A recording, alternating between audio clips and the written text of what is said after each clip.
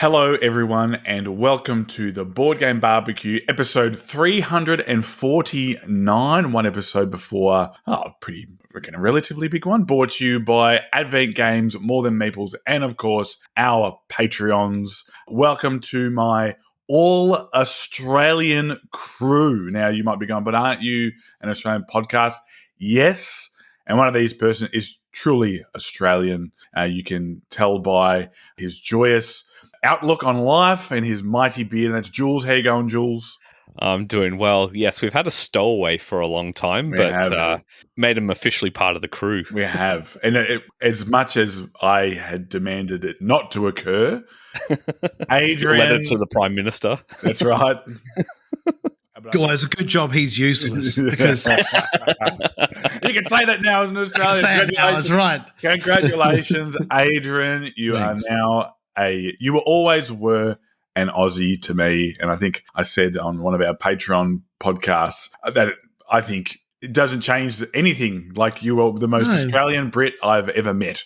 No, it really doesn't change that much, if I'm honest. I can't be deported for like serious crimes anymore. So essentially I can save a flight, I think.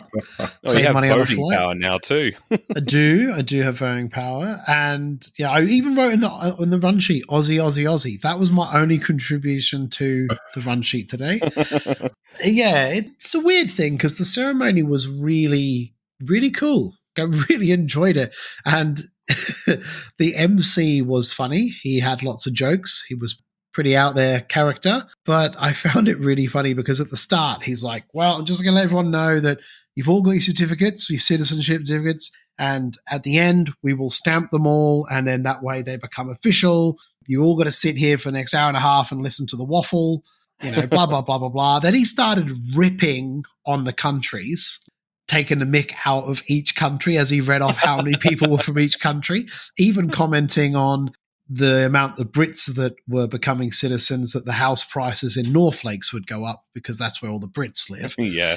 And just like ripping. It was great. I was laughing my head off, having a blast. And then the federal government representative came up and kind of had to clarify that we take the mick out of each other in Australia. Yeah. And I think he was just trying to make sure everyone realised old mate was just having a laugh. But he was great. Everyone was laughing. It was great fun. It was a bit emotional when they sung that "We Are Australia" tune. Yep. Like, even I got all teary. It was amazing. I loved it. And then, yeah, it was just cool. They had the Aboriginal representative there, and he played the didgeridoo and did different animal noises, but he also did the Nokia 3310. He's like, no way, doing the ringtone, like, and using his hand. It was really funny. Like, everyone was in good spirits, having a blast, and yeah, that's what being an Australian's about. Just being very, cruisy and good to each other. Yeah, I loved it. It was a blast. Well, like I said, you just always seemed like an Australian to me. And you obviously had your ceremony and then piggybacked it into the game day. Yeah, well, actually, we piggybacked it to my house and ended up, Lauren and James came round and we played a game of Bristol with 8 players. I hadn't played it for a little while. Actually, Connor had mentioned had played it at PAX, but I hadn't had the opportunity to play it that time because I think you guys were playing it at like 11 o'clock at night and me and Finn were playing Hades on the computers and we left. We played it with 8 and it was still good with 8. I haven't played it with 8, if I'm honest. I played it with like 5 and it just didn't really hit the same spot, but with 8, it was completely fine. 9, obviously, being the preference.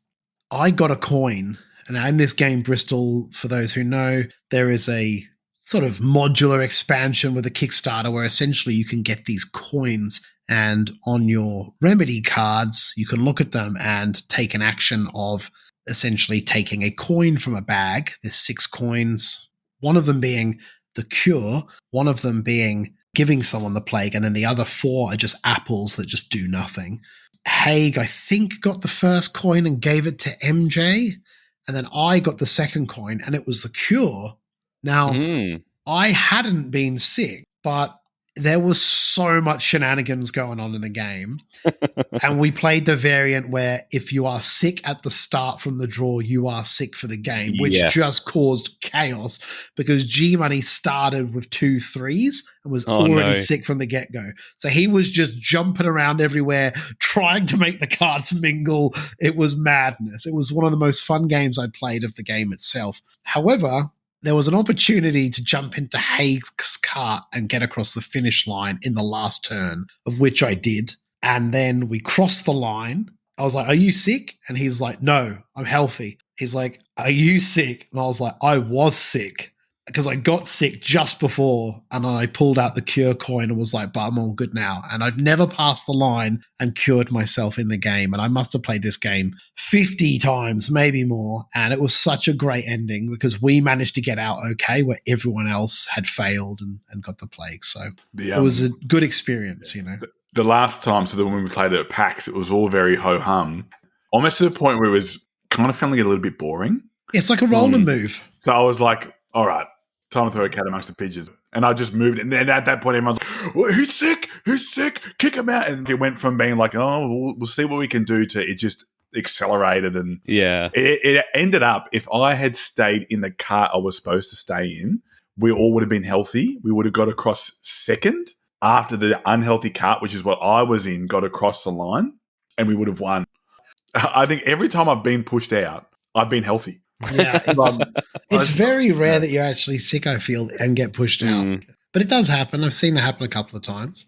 It's a great game. Still awesome, still fun, still brilliant. I really feel the whole being sick from the start escalates the game because it forces people to move around and mingle and just spread it. Whereas if everyone's healthy for the entire game up to like right near the end, essentially it is like a roller move. You could just be rolling along and moving.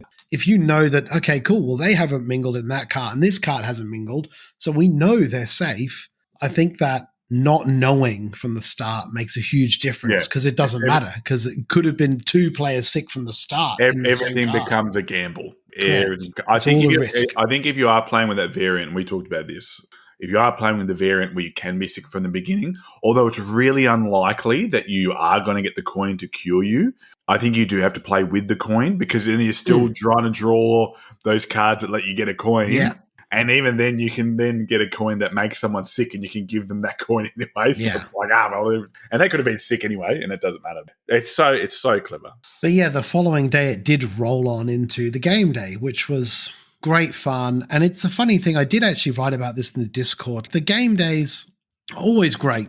Always have a blast. Always great to see everybody. Always awesome to hang out. Most game days are like an 8.5 or a 9 out of 10, like on a scale. If you're scaling it, it's that. But some reason, sometimes they're just phenomenal. And the last game day was 10 out of 10, even though that Stacey wasn't there to make it a 10.5 out of 10. She couldn't make it. It was just brilliant. I don't know what it was, the vibe. There was a lot of new people. So a lot of new, really excited people that had discovered the game days for the first time who were like, I never knew this existed. Oh my God, now I have a heap of people to play with. And I actually had an old work colleague who I used to work with attend and his partner, and they had only ever played Monopoly Deal before. Yep. And then I convinced them to buy Flip 7 because they had some friends coming over from Ireland to visit, and they all played that and had an absolute blast. And then they came to the game day, and I taught them and 2 other new people who were just another random 2 new people. I managed to teach them high society, no thanks, things in rings, and then another group of 4 people joined their group of 4 people, and then they played Hot Streak as a big 8-player. Wow, what a banging lineup. I know. I was like, what a good... They bought 3 of the games. They bought Things in Rings, High Society, and No Thanks. They bought all 3. They loved all 3. Had an absolute blast. So, and the other lady from the other group who joined us had played a few games before, but she also bought a copy of Things in Rings for a friend of hers. It's just nice to see people who are new to the hobby have that enthusiasm and not really know what they like, and then played 3 completely, or 4 essentially, completely different games and all enjoyed them on some level and then gone on to purchase them to play them at home with their friends and family. So it was great. It's nice to see new people there because there's other people out there who were like me at one point who didn't have many people to play with and couldn't table some of these games and then have this massive opportunity to play games and be in a room with other gamers and socialize and be with others. So, yeah, it was cool. Well, the last time I saw Jules was at the Sydney game day, and I believe one of the games that you're talking about was there to be played. Am I correct? Yeah, absolutely. So I was manning the library a good chunk of the day, and going through the library, we had a heap of new games that we were adding as well. And the one of them I got to play was called Gingham, and that was from Bitewing Games. It had literally arrived a few days before the game day out. I hadn't even had a chance to play it yet. Just threw it in there for people to give a go. It actually kind of sat there all day untouched, and I was like, all right, I'm going to read the rule book on this because I'm sitting at the library. This sounds really good. Okay, I'm going to see if I can take a break and get this played with someone. So I played with David Rojas and his partner, and also Mark sat in. Mm-hmm. And it was such a great game. Gingham is one of the best games I have played in a long time. It just took me by complete surprise. To give you an idea of the game, it's really simple. Your ants that are playing on a picnic blanket, and it's all in a grid. Gingham's the fabric pattern. It's got a diagonal line that goes through the square. And so what happens is you've got 2 queen ant markers, and you put it on the edge of the picnic blanket, and that denotes which column you're going to place one of your ant tokens into. And at the junction in between the squares on the board are the little circles where the food tokens go.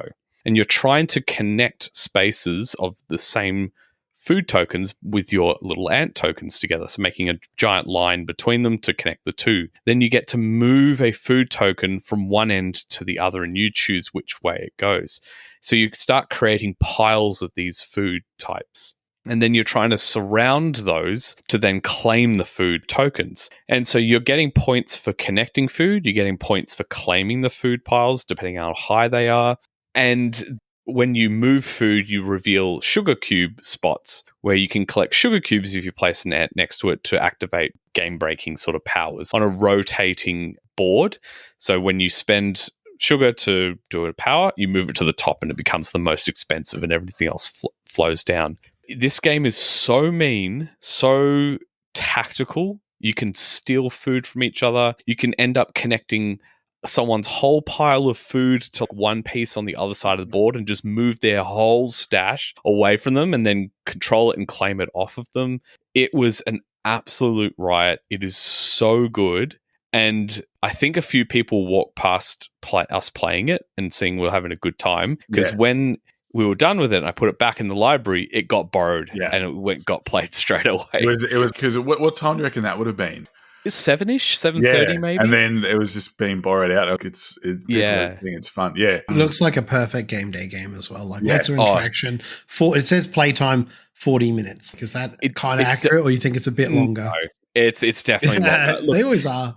If you were not thinking too hard and just like, I'll go here and place an ant here, done. You could play it pretty quickly, but it was actually really fun to take your time and think and strategize about how you're going to talk waffle, giving you the people you're trying to play against grief while they're taking their turns. It's just part of it. So yeah, absolutely. It's actually it's reasonably priced as well. Like I've just been looking at on Advent Games. It's $65. Yeah. It completely took me by surprise. I literally read the rule book, I don't know, under 10 minutes.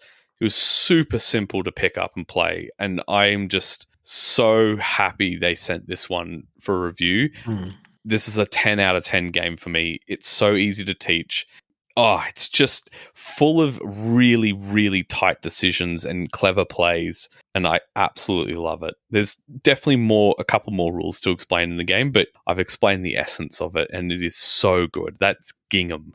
Well, I also played an ant-based game when I was at the Sydney Game Day, so I got to sit down with Manny, Mitch, and Harry, and we played March of the Ants. So this is a fairly hot game at the moment. It's recently been released, and one of the reasons why is it's claimed to be eclipse minimized and using ants. And I can kind of see where that comes from because it is an area control 4X type game. You're exploring, unveiling hexes, dealing with what's on those hexes. Your ant you can upgrade by playing different cards. It's card-based as well, and then you can play cards in battle to boost your ant. You can play cards to have missions that get you points. You then deploy ants from your it's a nest, and then you start as larvae, and then you go into the grand crossing or whatever it's called. I can't remember, something like that.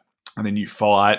You can fight NPCs. You can fight each other. All that type of stuff. I had a lot of fun playing it. I don't know if all 4 of the group enjoyed playing it. I don't know if part of it was people just getting stuck into Manny and getting Manny, what is this and whatever. But I thought it was really good. It has a lot of modules that you can put in place. There's heaps of cards, and you then get benefits for effectively equipping your ant with the same types of heads, thoraxes, and then abdomens. And then you might have a flying ant, so then you can move around a lot more. You have to pay less to move. So it is really, really tight, incredibly tight, because virtually all of the actions that you want to take, you need to spend food. And then you have to spend food at the end to feed your ants that are in the ant farm, I guess, or the ant mounds. There's a little bit going on. Some of the rules, I think, are a little bit obtuse at times, but I have a copy. It's still, I won't say it's in shrink because it's not in shrink, but it's still in the wrapping because it's an environmentally friendly wrapping, which is kind of cool. I think it's the second printing of the game. It's a second edition. I've got a copy too. I haven't got to play mine yet, or haven't got to play the game at all yet, but yes, it is a second edition. I think you'll really like it, Jules, because you can be attacky, like an area control or jam, and I like it too. Like I like area control and war games as well, so it didn't bother me. There's spots that you can locate that you can put your ants on. They'll generate resources for you. It was funny because, well, it's not funny, it's sad. I came last. But I actually felt like I was doing okay. And I actually felt like throughout the game, I was doing a really good job, but I didn't have any gold cards. And the gold cards then, you would generate points when you would achieve the goal. And maybe when you're generating resources, you get extra points or whatever. So, yeah, I quite liked it. You definitely need a couple of players to wrap your head around it, I think. It's not super complex. The one complaint that I heard is that, so one of the things that I really enjoyed about Eclipse, and this person was saying the same thing, was that the upgrading of the ship. And you know, with the upgrading the ship, the market is always there. You just go to the market and grab what you want to upgrade the ship. With the ants, you're relying on the cards coming out of the deck and you having the parts of the ant there. It simplifies things, but at the same time, if you wanted to bulk up your ant and make it cool and give it powers, you're still relying on what's in your hand. Right. So you can mill, so you can discard cards and draw other ones.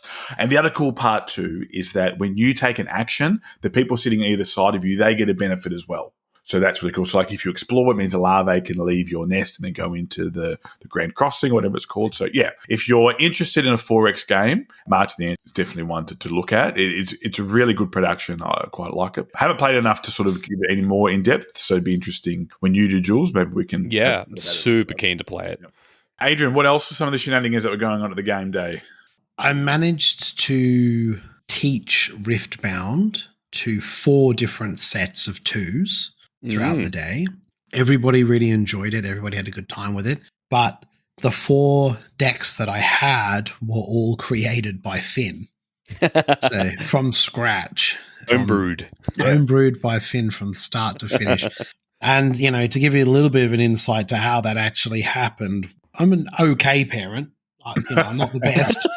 But essentially, Finn was on a school night at 11:30 at night in Brisbane City getting a train back from Metallica the following day when he had to get up at 7:30 to get to school. He never woke up. And by the time he woke up at 10 o'clock in the morning, and MJ said, you have to get ready for school and that. He got ready, made his lunch, everything as normal, and then we decided that he wasn't going to go to school that day because he looked like death. He was so grateful when she told him. He just said, thank God. Thank you. So I can't deal with this. I can just imagine him saying that too, a little fitty. Yeah. And then we're of the mindset of if you're off school, sick or whatever, You don't get TV. You don't get Xbox. Yeah. You certainly don't get KFC in bed and milkshakes. Do you know what I mean? Like, if you make it too comfy, why even go to school? I feel a bit sick again. I might as well stay at home. Just bring the dinner in when you're ready and play my Xbox in bed. So we don't really do that in our household. So, however, he spent the day making a bunch of Riftbound decks and mixing and matching and trying different things. And he created these decks for the game day, and I took them, and they were pretty good. They were pretty tight, but a lot of the games were, 7 points to 8 points, dead split. There was a couple where one player may have got stomped by unlucky drawings of cards and stuff, but on the whole, they worked really well. And I actually took that deck with me to a Nexus night that I went to. Yeah, and it did really well. So it was fun. It was nice to teach others something that I'm also kind of getting into, and I'm sure we'll talk about it a bit later. It was something I just sort of enjoyed to teach to others, because it's hard. I feel like it's hard to teach others games like that because there's so many keywords, and I feel that there's always questions because people need to know, can I do this to make this happen, to make that happen, which is very reasonable questions, especially in the fact that this game has showdowns, so it essentially kind of like locks you into almost like a battle mode that sort of activates. It was nice to teach others and nice to see some other enjoyment. There were a few people actually during some of the teachers that came up and went, "Oh, you guys have got Riftbound," and they were very surprised to see it there, or just excited to see it there in some capacity because maybe they hadn't played it, maybe they've just seen it advertised or what. It was pretty cool. I also got a introduction to the Voidfall game. There is like a basic mode to play before you play a full game where you get like limited action cards and things like that. And I can definitely see the appeal to that game. However, sort of speed running that game in a game day at 7 o'clock at night when I'm half asleep because I'm up at 5 o'clock loading shelves and board games on the back of my ute just isn't the best time for me. I need to be learning those games at 10 in the morning because 10 in the morning to me is most people's 3 in the afternoon. So I didn't do very well. I really kind of didn't know what was happening a lot because it was a lot to take in. And it's very hard because, as an example I was just saying earlier, I feel like I don't want anybody to fall through the cracks on the game days. I don't want someone to come for their first event, stand there in the door looking around and think, oh, geez, I don't know what to do. I've got to get out of here. So I'm always watching that door if we're playing something. And we don't usually sit down and play as a group. Me, Matt Woods, G Money, and Haig until 7 o'clock. That's when we might play our first game together. It may be sometimes a bit later. We tend to sort of prearrange playing something. So I'm constantly watching that door, constantly getting up to help others, and I'm completely fine with that.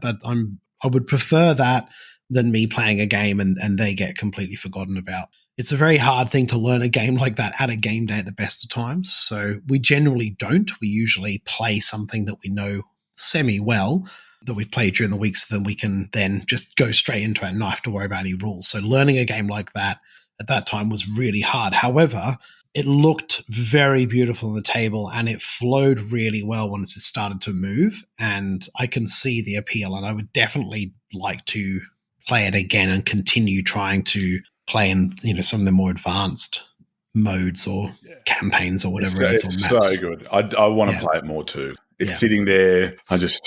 I remember I got a whiz-bang version of it off Sub-Zero Joe from our Discord. It's still been unplayed because I've played other people's copies or played online, but yeah.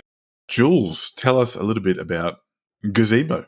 Yeah, so Gazebo is the other game in the series that I mentioned before, Gingham, that was from Bitewing, and this one was okay. I enjoyed it. It's a game where you try to get out all your they've got little plastic gazebo pieces. So it's a race to get rid of your pieces. And you place little dominoes on a grid and you're trying to connect large areas to these different patios that are placed out on the board in order to put your gazebos out. And that's really all you're doing in the game. Choosing a domino from the hand available, placing it on the board, and if you create large areas, you get to put the gazebos out. And then if you manage to connect areas with someone else, you can take over their area if you've got more pieces laid down. There wasn't much to the game. And I think, having only played it 2-player, I think it's one of those ones that will do better at 4, because I think you'll converge a bit faster on each other and have a lot more opportunities to make some clever plays. I guess I might be tainted a little bit after having tried Gingham and loving it so much, then trying Gazebo and going, yeah, that was pretty good. I think there is definitely an element of that, but I think Gazebo is a little bit more relaxed. There's definitely opportunities to be mean and take something from someone, but you can kind of see it coming, whereas Gingham, I think, with the complexity of so many tokens on the board, you can kind of obscure your plans or use a power to suddenly, I've got this way to connect things together or whatever. So Gazebo was good. It's a Reiner Knizia design, whereas Gingham wasn't. It was a different designer, which I can't remember the name. It definitely felt like a Knizia. It was super easy to learn and play, but it didn't have the same depth as I feel like a lot of his other designs do. Definitely nice. Definitely wouldn't say no to playing it again, but if I'm picking a game out of that series to play, Gingham is 100% the top pick for that one. Gazebo, pretty good, but Gingham's much, much better. Yeah. Gingham's made by, you guys are going to laugh at me because I'm going to mispronounce. I apologize in advance, Robert. Robert Hovakimian. Sounds pretty good to me. That's exactly why I typed it and did not attempt to do what you just attempted. We all know I have no shame when it comes to these things. So, while there was a Sydney and a Brisbane game day over the last fortnight, there was also a Melbourne game day, which I arrived back from this morning. It was great to see everyone. Thanks again to the volunteers. It was awesome. So myself and Joe ran it, which is always great. So Joe and I both did Sydney game day together, and then because Joe talked about that on the last episode, and then we rucked up and did Melbourne, which was great. Really good turnout, some new faces, like you said, 80. Lots of fun. Demo tables were all full. And, of course, our former co-host Dan demoed his game as well, which was great to see. Had lots of people lining up to play it, which is fantastic. Probably one of the highlights was there was a Cthulhu Wars. There was 2 Cthulhu Wars games that went on. One of them was Gene. One after the other. No, it was not our friend Gene. No, it wasn't. It was one of Gene's friends. Okay, yes. Sean, and that tracks. It was Gene adjacent. Gene's involved somehow. They played 2 games. So they did like a learning game all together, like a learning refresher game, and then someone came in and sat down and they played through it again. And that's one of those things where I think I like that game as an idea, and it'd be like, oh, this is cool, and I'd sit down and I think I'd start playing it. But they were all great. They played it to 5-player, but man, that would be a long slog. And it's a bit like like we can't be sitting down and playing those types of games at a game, like us as the hosts, right? It's just not going to work. But I love when I see that because it makes good for good photos, and 2, people who aren't as, I guess, well-versed in games as those people that go, oh my God, I didn't even know games like this existed. But yeah. The very same thing happened at Brisbane Game Day. Someone played Cthulhu Wars at the game day, and it was the guy who I bought my first game from this person. Yeah. And essentially, from this person's group. And I ended up going to a game night at their place, and that person was there. And I played that same copy of Cthulhu Wars, and it was one of my intros to board gaming. Oh, that's right. and he actually said, I have photos on Instagram of us playing that. Amazing. And he went back and he actually Facebook sent them to me. Amazing. So I had them. But yeah, and MJ decimated in that game because I don't know what happened. I did my usual thing of just turtling around and doing nothing and just sort of moving the bits about a bit, having a couple of rumbles, but really just getting smacked around a lot. But yeah, MJ did very well. So that was good.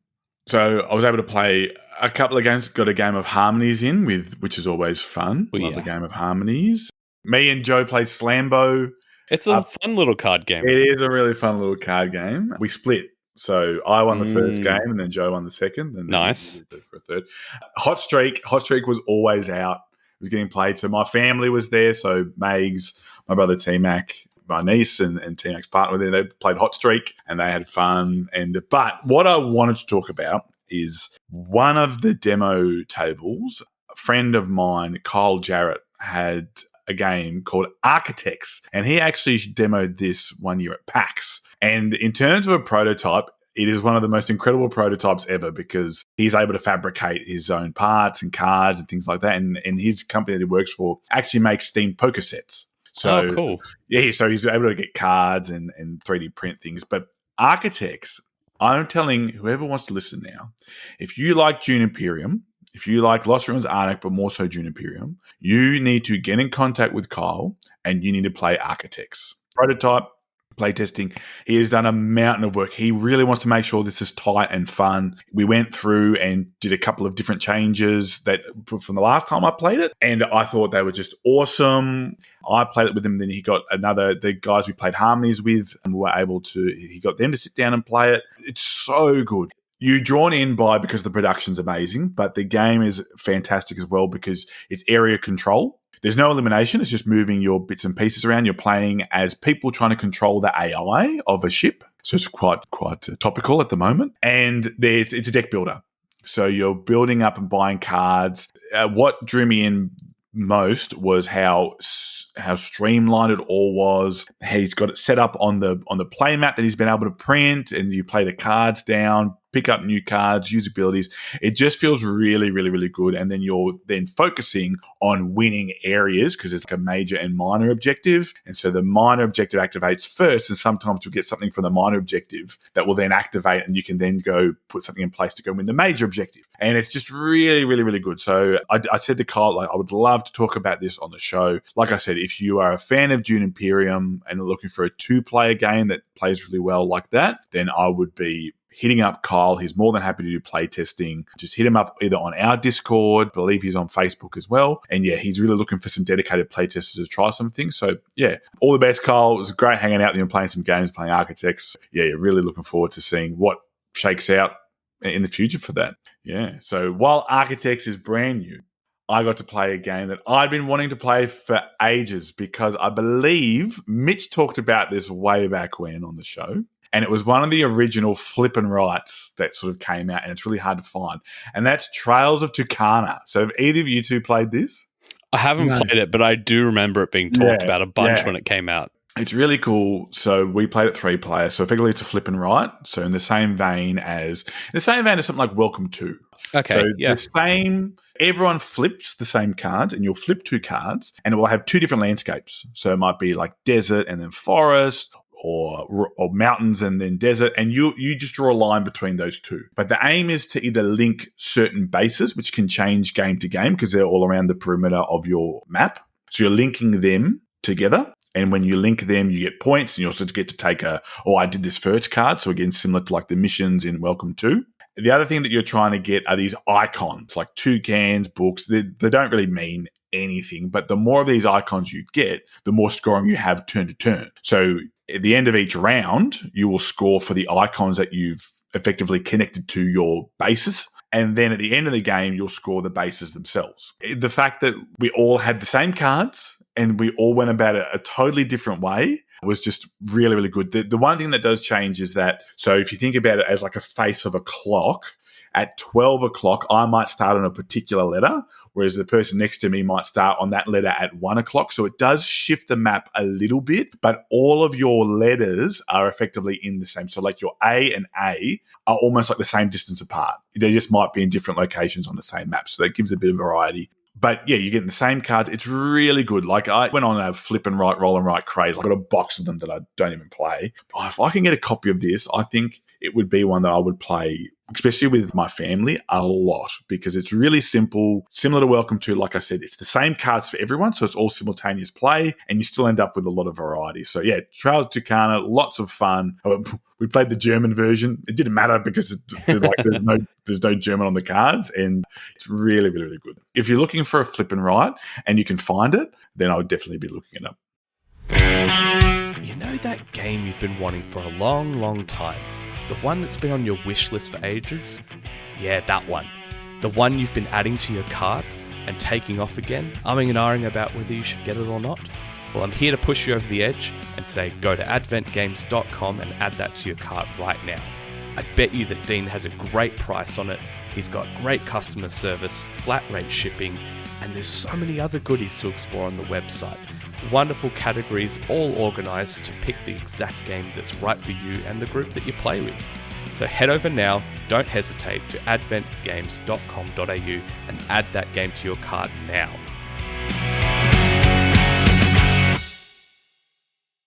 All right, well, Anything else to about 80? Any words of wisdom before we move into our sizzles? Well, I'm an Australian now, so there's not much wisdom Oh. in here, mate. So good on you, cobber. I'll use another C word, but I'm not allowed to. We have talked about this. Well, Adrian has talked about this before on the show. But Jules, I see you as a bit of a trading card game. You're a addict. specialist. Just say addict. No, he's not an addict. He can stop whenever he wants. I'm the one that's an addict. He can stop whenever he wants. I want to know how you felt and how you think Riftbound is going for your sizzle. Whoa, man. I have gone head first into it. I was very excited when I first saw cards for the game. Now, back when I first had an interaction with this, it wasn't even called Riftbound at that point. It was called Project K, like a secret project name. And that was at the start of this year. Some colleagues had come back from Gamma, which is a business-to-business show in America, gotten prototype decks from them, brought them to a business show that they'd flown straight from America. One of my colleagues learnt the rules off some very broken English YouTube videos, and we proceeded to teach people as best as we could how this game works and plays. It was not long after that it got announced to be called Riftbound. And obviously, since then, the game has launched in Australia. And look, if you're following the game at all, it has had massive announcements released for all of next year into 2026 with the names of the next 4 sets. There's artwork spoilers for cards, etc., etc. But gameplay-wise, for me, I think when I tried it first early on at the start of this year with those demo decks, I knew this was going to be something really cool. For those that may not have listened and don't know much about Riftbound, I'll give the most simple explanation I can. So Magic the Gathering is always a good touch point because people are familiar with it and dabble with it. The first point of major difference is your mana or runes, which they're called in Riftbound, is a separate deck from the rest of your cards. You don't have the element of, oh, I didn't draw enough mana cards to play the things I want, and that's why I lost the game. It's a game where you're incrementally getting 2 runes every single turn added to your pool to be able to play bigger and bigger cards as the turns go on. So that's a major point of difference.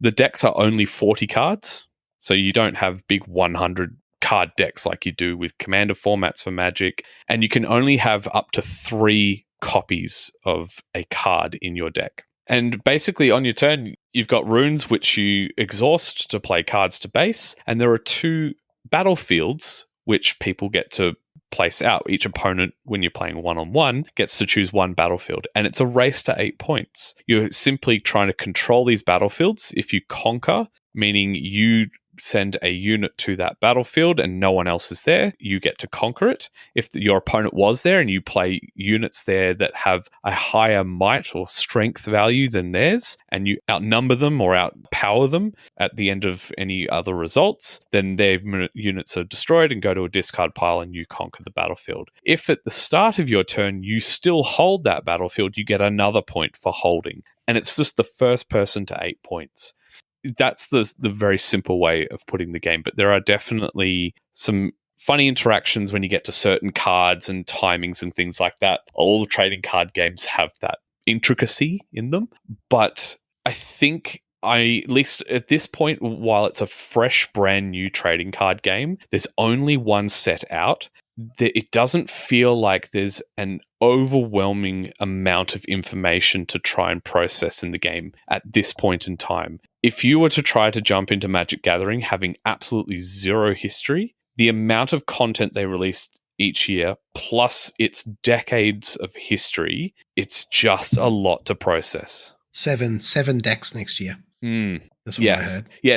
Yeah, 7 new sets for Magic next year. That's correct. I mean, that for me as a consumer, I've put a lot of money in Riftbound, right? Mm-hmm. I'd say roughly $450. To me, that is an astronomical amount of money. And I've never done it before. I haven't bought anything else since, and I've attended those nights, which you pay a few bucks for, and you get to play with people, talk some rubbish, have some fun. You get a little booster pack thing for free, a Nexus Night special thing for going to the nights. to try and keep up with 7 decks and 7 things in a year, I just wouldn't do it. That would turn me off so fast. I'm actually scared at 4 for Riftbound. I probably will end up falling off because that is a lot to keep up with. Because essentially, you're looking at probably roughly $300 to $400 every 3 months, right? Essentially, really, to buy a booster box, to go to a couple of the nights and buy a deck. That's a lot of money, man. I mean, I know they're a money pit. I know why people say they're a money pit. Yes, but if they did 2 a year, I'd probably be more inclined to be like, oh, sweet, yeah, I'll stick on board. But that's so much. So me and Jules have done a couple of episodes as Patreons or talking about trading card games. And Lauren as well, because Lauren's been involved and Joe's jumped in. I think what is important to separate, and this even goes to Magic and Lorcana and things like that, is nothing is stopping you from buying a deck, buying your mate or your partner a deck, playing the absolute bejesus out of it and getting booster packs when you want. I think you're almost talking about 2 different games when it comes to this. And I think with what's the positive with Riftbound at the moment is whether you're playing competitive or there isn't anywhere near the permutations that can come out in a particular deck as there are with Lorcana. Yes. And also with 100% with Magic. And for that may be more enjoyable for people because there's nothing more frustrating than all of a sudden you get your opponent's flipped over a card and it's an absolute bulldust play, and you go, well, I didn't know that card existed. Well, because you can't. Like, you might, but realistically, you can't because you just can't hold that information. So I think there's one set out, and it's quite – you didn't use the word simple. I'm going to use the word simple, but it's a lot more straightforward. I think that is a massive benefit to people who are looking to scratch that itch but don't want to delve into Magic because it would be too complicated. I agree. Yeah, absolutely. I think before I talk more about it, if you are at all curious about Riftbound, now would be the time to get in and try it while there's only one set out. I think what I'm really enjoying about the game is a couple of things. For me, it feels like there's less of a luck element than there is in Magic the Gathering. Yes, you're still going to draw cards from a deck and you're hoping to pull the things you need. And when you're constructing your decks, you'll play with ratios of certain cards and things like that to try and optimize the math behind it. That's where my brain's at. I said, I'm diving headfirst into this game all the way in. But I think the other thing I'm really enjoying right now is the way it's been designed, and I hope it stays this way, is that a lot of decks have to use lots of very common cards and then a few rare expensive cards. So you can build a very, very affordable deck. If you went onto a store that are selling Riftbound single cards right now and wanted to build your own deck from scratch without buying a pre-constructed one, you could build a very functional deck for maybe $50. Now, it wouldn't be the most competitive deck because the rare cards that are probably the better versions of some of those will perform better, but you can build a very functional, good deck on very inexpensive cards. Whereas I feel like in Magic, you could have a deck full of cards that are all in the $10+ range per card. Whereas with Riftbound, some of the staples that everyone is using in their deck, those cards are like 5 cents each. Yeah, on the secondhand market. Agree. Like cards like Stupefy, Gust, On Guard, they're all super cheap cards, but they're all very functional and they are very powerful cards. And they're all the cards that are super common and they usually cost like 1 or 2 runes to activate. So you kind of get that they are common because they are easy to activate and use and utilize. I completely agree with that. And I agree with the luck element as well. From me, I've played a little bit of Magic the Gathering, not a lot, but essentially having the earth and all of that and your whatever's inside the deck. Yeah. Can you be can a bit really hard get messed over. And it's bad enough in Riftbound where you might not get the exact cards you want, but at least you've got runes and you're building up to something. You may just not pull what you want out of that Magic deck for 2 or 3 rounds. It's pretty brutal in that regard. Riftbound feels more like a strategic battling game and resource management. Because, like I said at the beginning, you get 2 runes added to your pool each turn, but you'll play cards that make you recycle runes, which means you put them back at the bottom of that deck. And you've got to manage those resources so you don't burn too many runes so that the next turn you're not able to play all the cards that you want to. And I think one other thing I'm really enjoying is the fact that it's only one set right now, and I know this won't be the case forever, but because I have dove in headfirst, I've been watching a lot of gameplay and looking at decks online for inspiration about how I want to build some of mine. I'm able to go to a local store and play at a Nexus night, which is a competition where people win some packs. Everyone gets a pack for coming, and then you get promo cards through Nexus packs, which is really cool. I can dabble in Magic, and there are definitely a lot of players, at least in Australia, I'm sure it's the same case around the world, where a lot of these people play in multiple TCGs and they just have so much card game knowledge. I've been able to go in and actually go toe-to-toe with people that are clearly like, this is their hobby, that's all they do kind of thing, and do really well because I'm able to predict what kind of cards they could have in those decks. I think the design has been so clever in that you have to pick a hero, and that hero has 2 colors which can be in the deck and nothing else. There's no surprise third color that they could have thrown in like with a Magic deck. And with a Magic deck, you have no idea what they're playing. You might see a ton of black cards and then suddenly they play a green card and then you're like, oh, wow, okay, that's a change I didn't see coming to the deck. But it's signaled from the very start of the game, these are the colors I'm playing, and you start to have an idea of what those colors can do and what tricks they could have up their sleeve. Something else that I noticed at the Nexus night that I attended, I can't confirm for everybody, though there was 10 people there, so it was at More Than Meeple's shop, which was kind of nice to go to, but I can confirm that 4 other people of the 10, so it was myself and then 4 other players, had never played TCGs before. Wow. And okay. This was their entry to it. And they were super excited and super into it. And they had quite good knowledge of cards. I mean, way more than me. They were discussing it and we were talking about the game and playing the game together and stuff. And it was really nice to see. And I said, why did this attract you? And they said, well, I was a League player, but I don't really play League of Legends anymore, but I do play some board games and I want to try it for that reason. And yeah, they were super into it. I also had someone who was way into it and was obviously into Magic the Gathering and other stuff, but was essentially like looked through my box and just gave me prices of what he would pay for my expensive cards, right? Yeah. So I'll give you this. He wanted to buy them. And I was like, I need to check with my son because if I sell these and he's like, why did you sell those? Yeah. And then I told Finn about it, and then Finn was like, "You should have sold those, you idiot!" He was like, "You could have made money." Yeah, so it was pretty funny. So there is obviously the market for them, and people are trying to collect the first set, like the first cards, and have them like in a binder just to have them all. Yep. You know, there's all sorts of different people doing different things with the game. Yeah, so. I have to say, my local scene has been very much people that are super into TCGs and they all know what they're doing. I haven't encountered many new people to Riftbound at this point. Yeah. I feel like my local area just happens to be a very, very competitive, knowledgeable scene, which is kind of cool, but I'm still learning the game for sure. I've done well in both the Nexus nights I've gone to. It is different. And look, I'm excited to hear that there are lots of new people to a trading card game scene at the moment because of Riftbound. It just is easy to pick up. Everyone's been super friendly. Everyone's willing to teach each other rules because everyone's kind of at a starting point. It's all new. Now, some people will pick it up quicker than others, but it is all very new.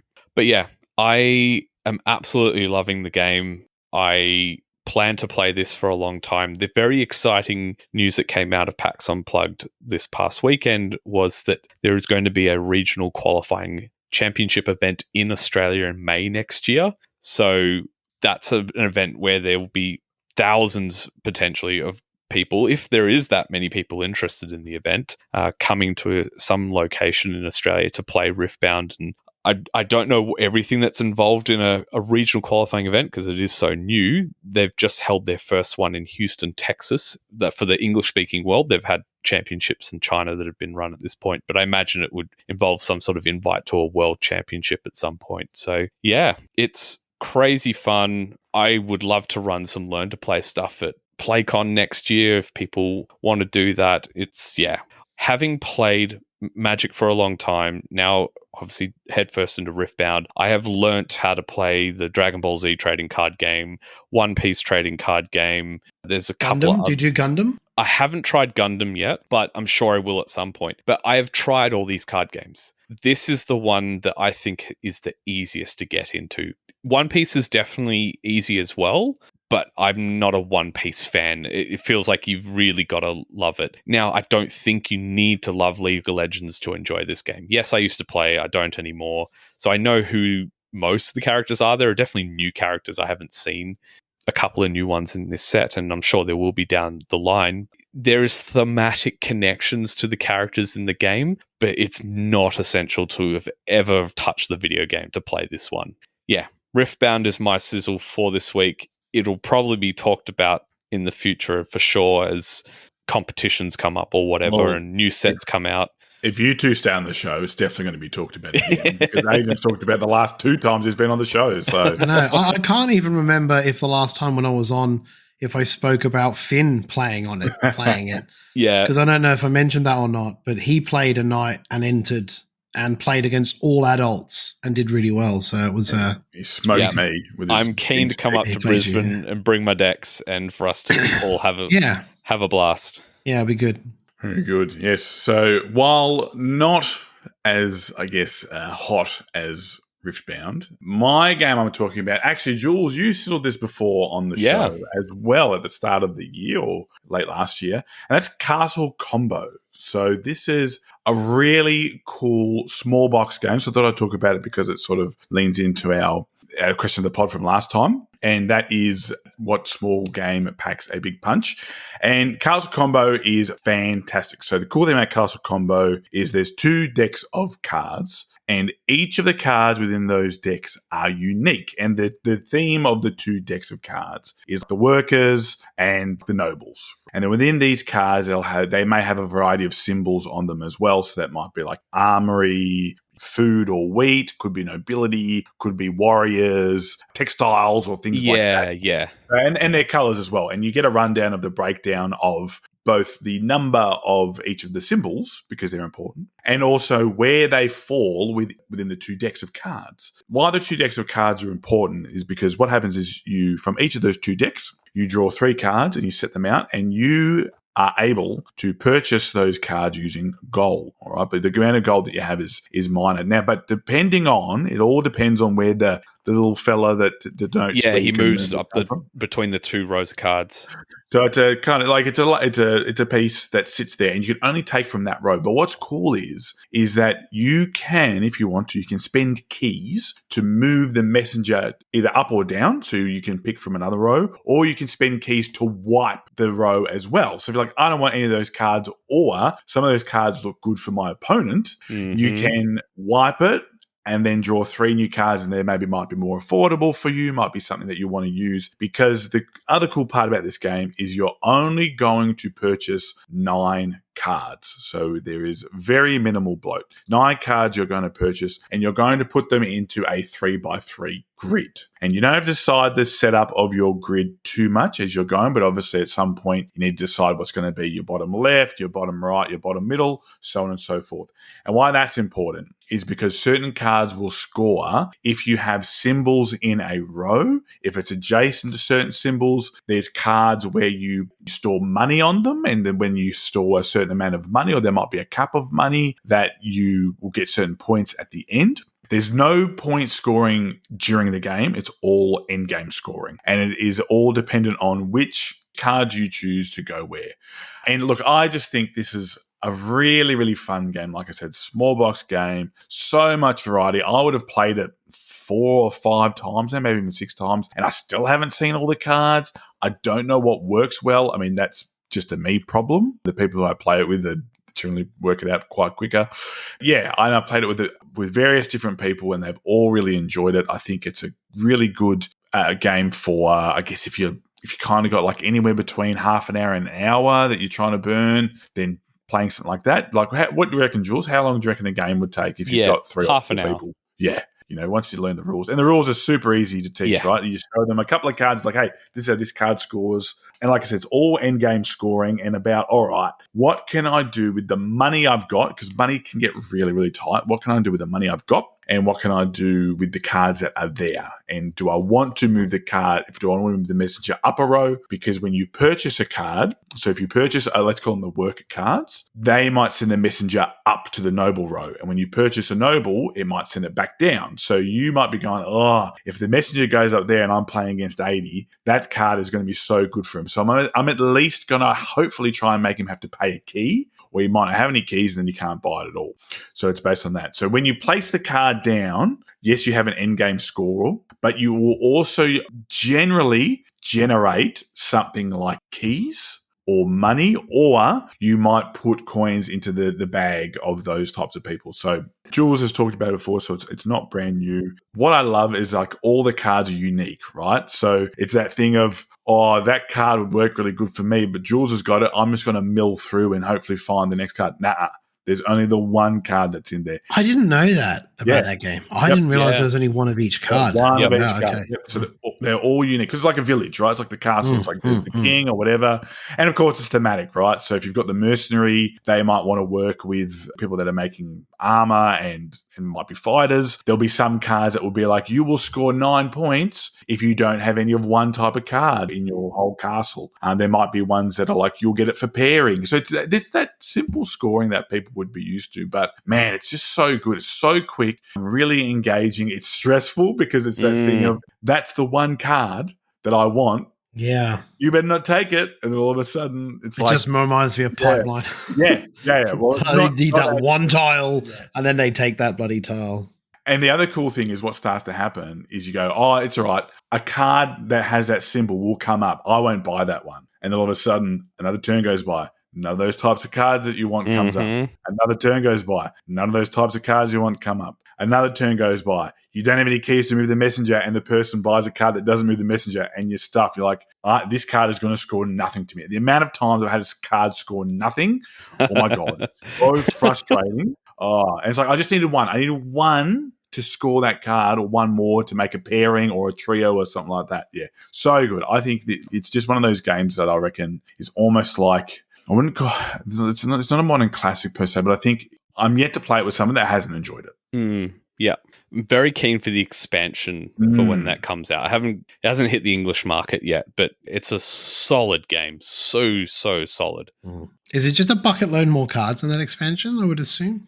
I assume it's going to add more cards, and mechanics as well, I would assume. But I imagine it will just add a bunch of variety. But yeah, very keen. Love the game. Yeah, really good. Plenty of good stuff. After that, we're going to head over to some news and announcements.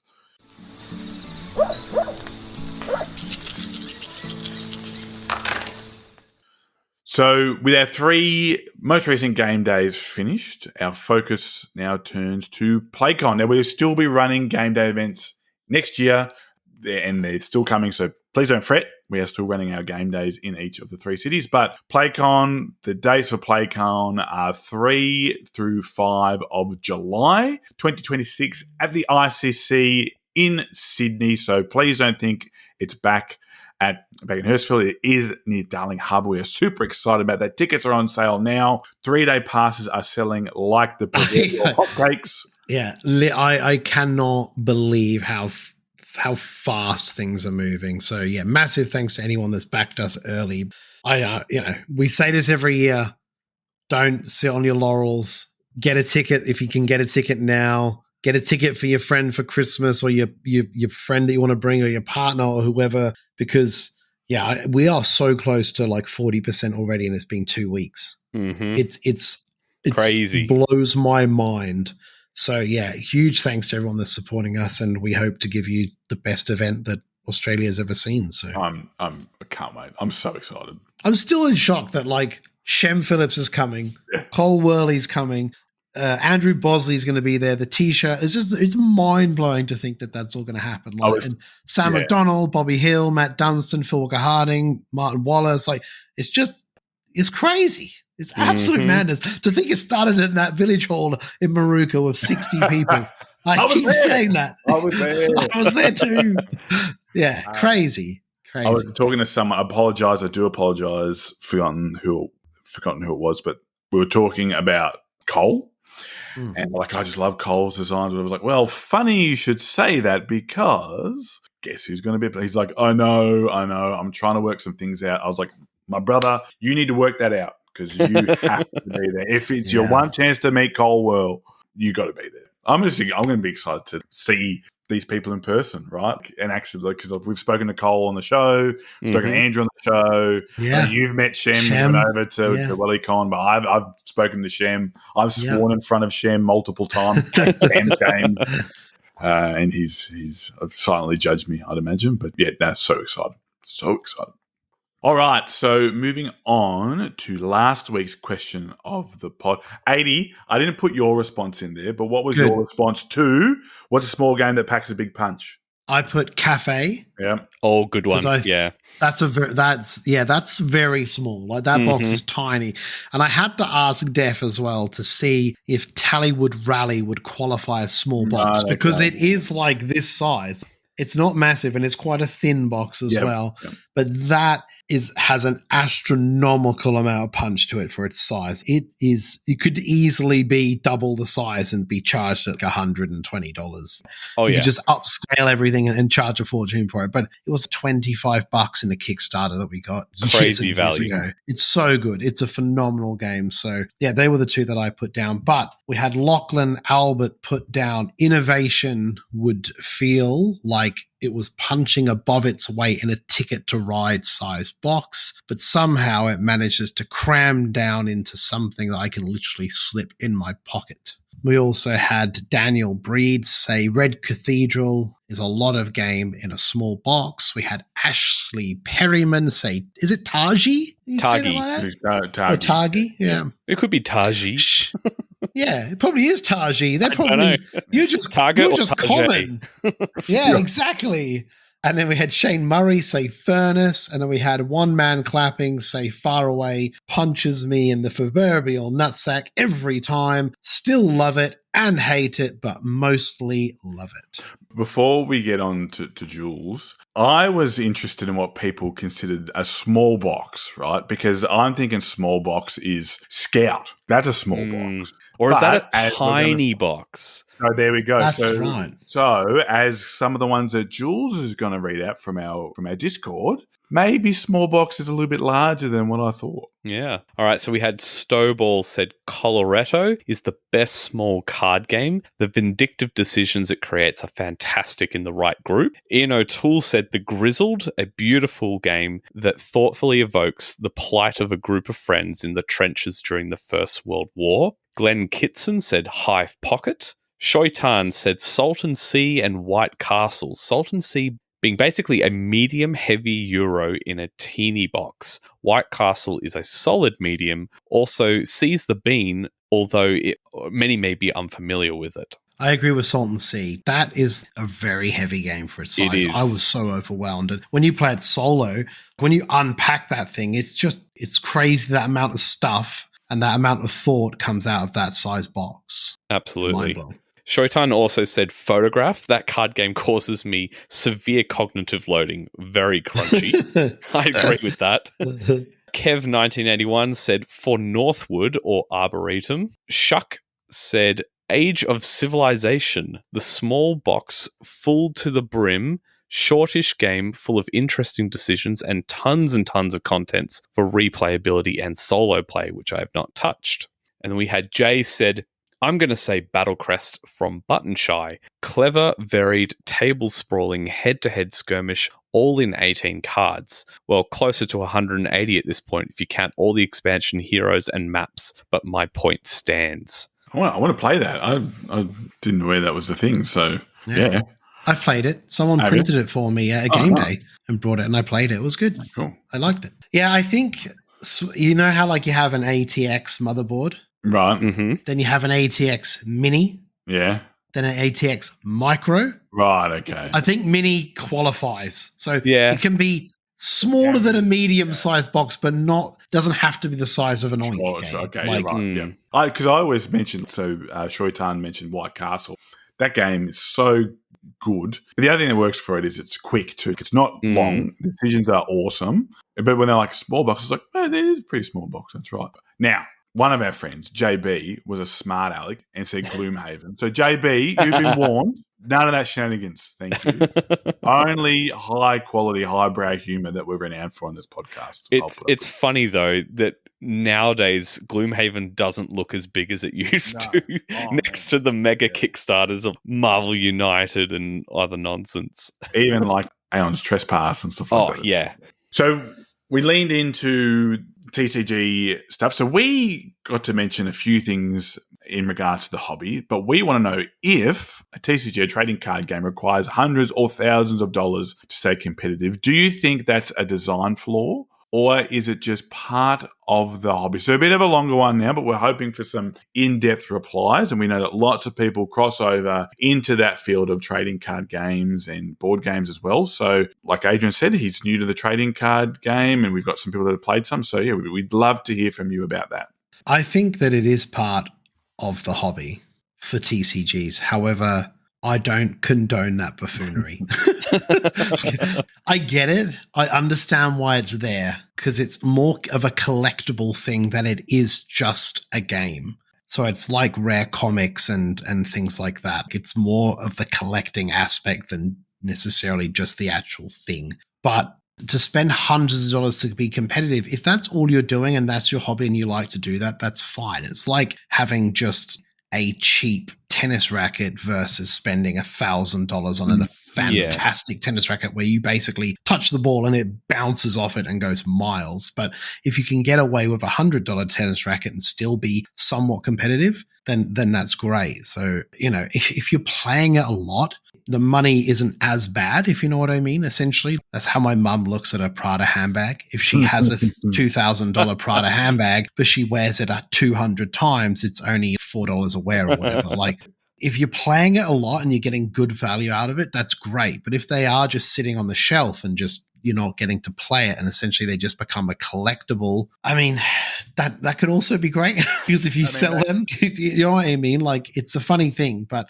to be competitive in it and have to spend hundreds, I find that hard to digest. But like I said before, if it's just you and even a group of friends, and you're like, hey, this is how much we're going to do. We're going to buy X amount of booster packs and do a draft or whatever, and that's as far as you're going to go. What it does provide is lots of variety, lots of repeat plays, and you know what? In an age where you're constantly getting new forms of media and games are live service games or constantly updating or adding new content for video game wise, or it's going to Kickstarter and you're adding a new expansion. That's just how games operate now. Now, again, I could go buy a deck of Riftbound, Commander deck of Magic or whatever and play that with my friend and be very, very happy. Mm-hmm.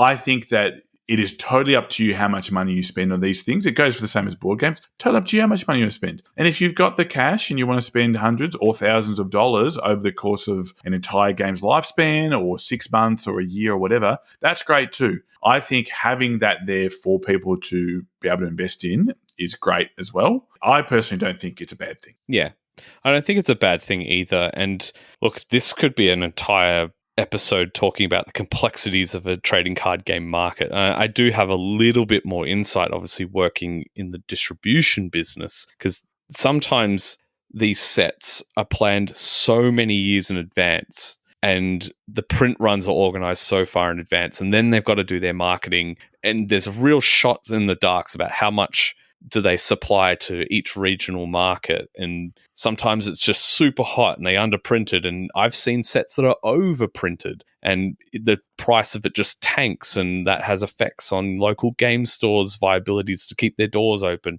There's a lot of complexity in it. I don't think it's any flaw. It's just a part of the nature of that hobby. And I won't reiterate what Connor said again, though, but he's absolutely right. You can do as little or as much as you want in it. There are fantastic starter products out there for Riftbound, for Magic, for One Piece even. Starter decks you can buy that are just pick up off the shelf, maybe around $50, maybe a little bit more. And that's all you need to enjoy the game. And you might buy a couple of booster packs for $10 each to mix it up and put something else in, and job done. And if you really didn't want to play it ever again, a lot of those cards hold their value, or it can be volatile at times. I will say the prices on Riftbound stuff right now is extremely volatile because people are still figuring out what's strong in the game right now. And I've seen things soar to crazy prices and suddenly drop again because people go, actually, no, it's not as crazy as we thought it was. So don't go into TCGs thinking you're going to make $1 million.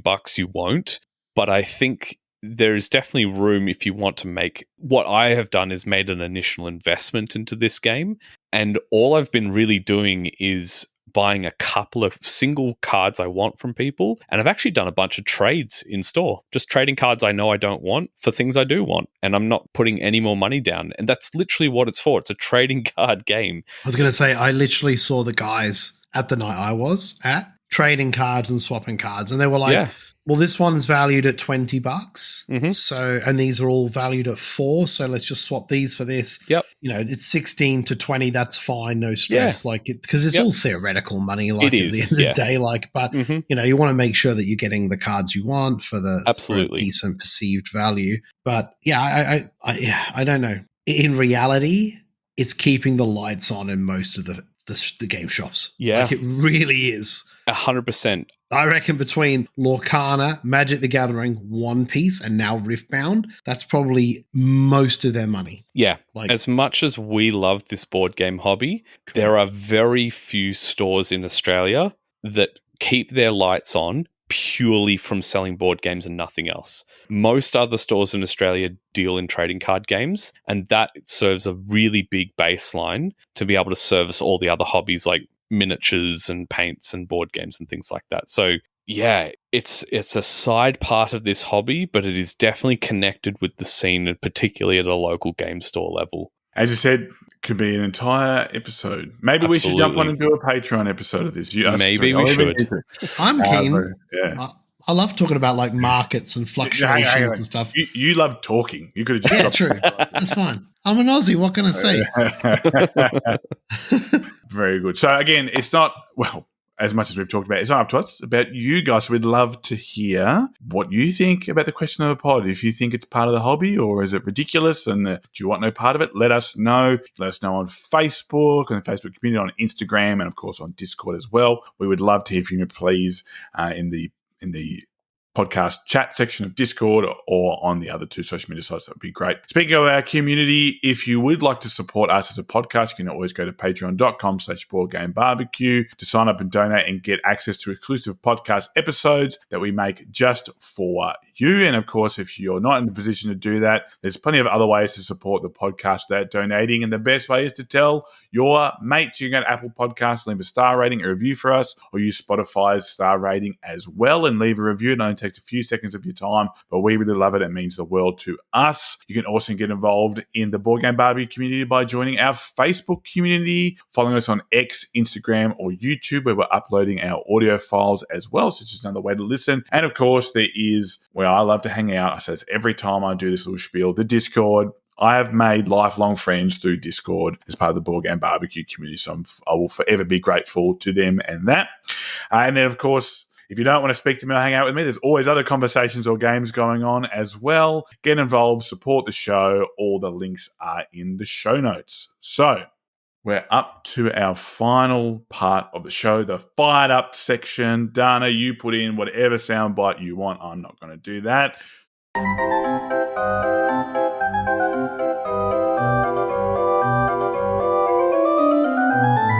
Jules, now that Mitch has left the show, you can fully embrace what you're fired up about.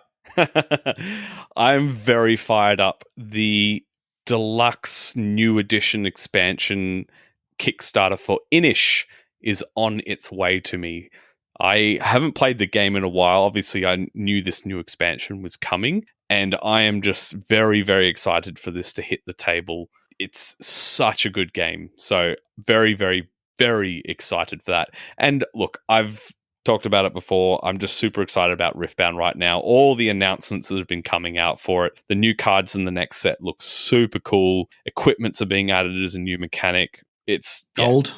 Yeah, gold is a new mechanic. So like I'm very excited for Riftbound right now. I'm trying to go to as many Nexus nights as I can. I'm loving getting all those promo cards. It's just awesome fun. You're in deep, mate. Do they do that at other events? If you go to a Magic night, do you get like a little pack with a couple of special cards in it? You can. Just a little yes. thing? So, Yeah. yes, Okay, cool. Magic do give out promos to stores. I honestly haven't played Magic at a store other than like a pre-release event, which is a little bit different in a long time. But they do hand out promos to stores to give out, but they might do it as like a top number of players get those prizes. It's not everyone. So if you go to a store that runs a Nexus Nights the way it's supposed to run, is everyone that attends gets a Nexus pack, which has 3 promo cards in it. It doesn't matter how many games you win or lose, you get that for showing up. Yeah, that's very cool. This I is do my like type that. of event. Yeah, I know. And then Yeah. all the stores I shouldn't say all the stores. I've been to 2 different stores, but all of them will give you a booster pack as well. Doesn't matter how many you win. And if you win more games, you can win. If you come first on the night, you can get up to 4 packs. So you're not playing for crazy stakes, but No. you get a booster pack, you get a promo pack, and have fun playing the game. Yeah. That's cool. What about you, 80? What's got you fired up?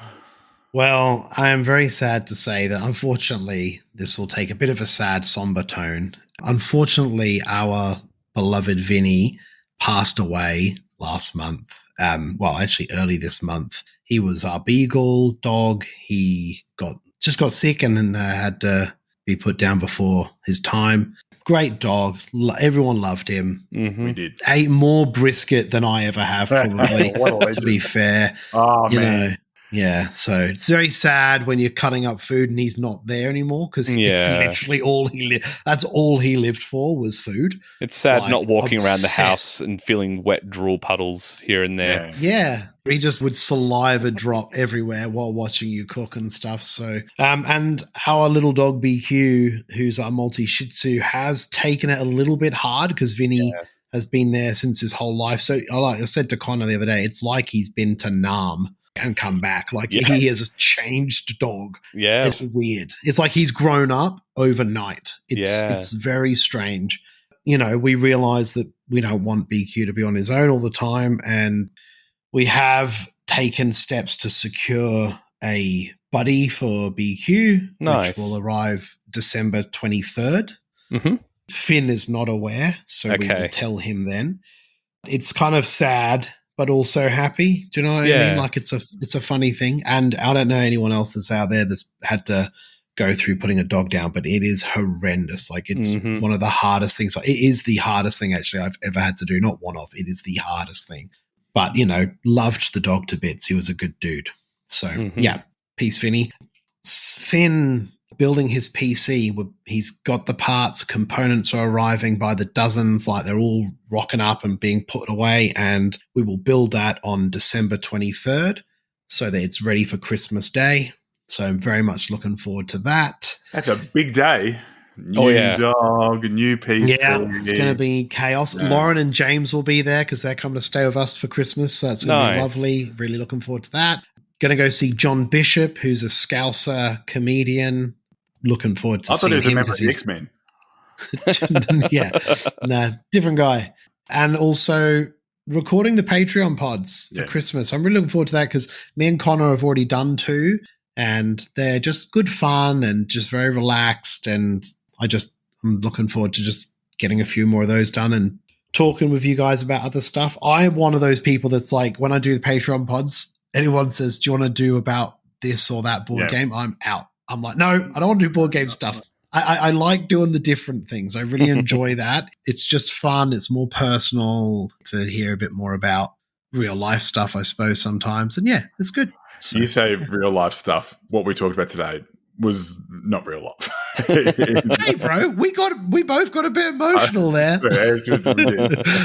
So yeah, talk about getting emotional. I have some news that's made me fired up. It is not what you think it is. I'm not leaving the podcast. I am, however, leaving the Outback, and I'm moving to Sydney. So big smoke. The big smoke, yes. So biggest smoke. Yeah. So yes, that's right.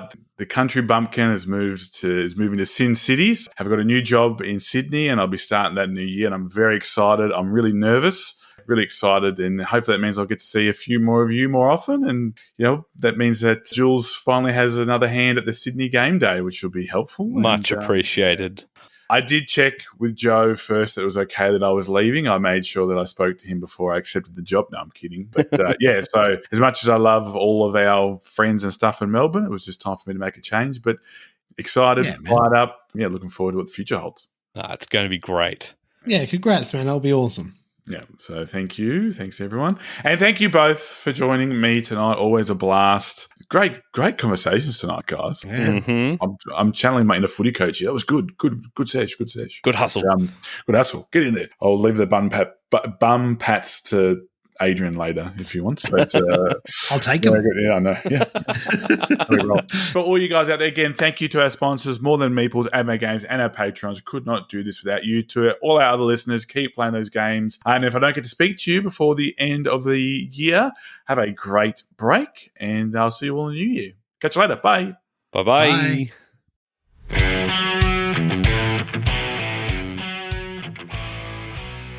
Let's check some waves. Yep. Looks good. So when we get to the question of the pod, do you want to do Facebook 80 and Jules, you can do Discord? Yep. Cool.